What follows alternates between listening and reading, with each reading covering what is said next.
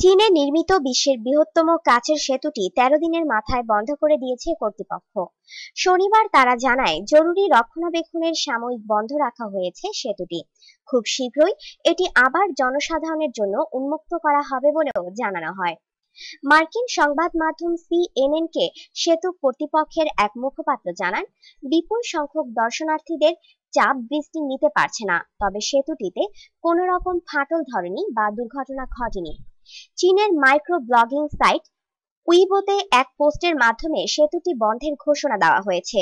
তাদের এই ঘোষণায় ক্ষুব্ধ প্রতিক্রিয়া জানিয়েছেন কিছু দর্শনার্থী। অনেকে অভিযোগ করেন, এই সেতু দেখার জন্য সব ব্যবস্থা করেছেন, এরপর এরকম বন্ধ হওয়ার ঘোষণা আসাটা হতাশার। চীনের হুনান প্রদেশের ঝাংজিয়াজে রয়েছে বিশাল এক চিত্তাকর্ষক national park, Zhangjiajie national forest park. এ পার্কের অপূর্ব ও বৈচিত্র্যপূর্ণ প্রকৃতি বিশ্ববিখ্যাত। পর্যটকের আনাগোনা আছে এখানে। এখানকার পাহাড় ও পাহাড়ের গায়ে লেগে থাকা সবুজ গাছপালা বিখ্যাত চলচ্চিত্র পরিচালক জেমস ক্যামেরনের চোখে পড়ে যায়। তিনি তার ২০০৯ সালের বিখ্যাত চলচ্চিত্র এভাটারে এখানকার প্রকৃতিকে তুলে ধরেন।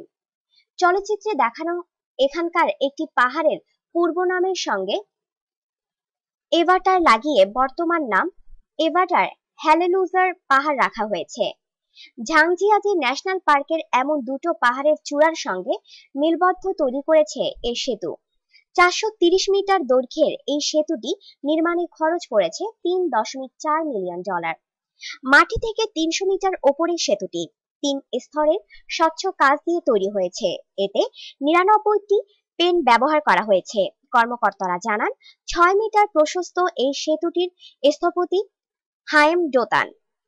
সেতুটিতে প্রতিদিন সর্বোচ্চ ৮,০০০ মানুষকে ওঠার অনুমতি দেওয়া হয়।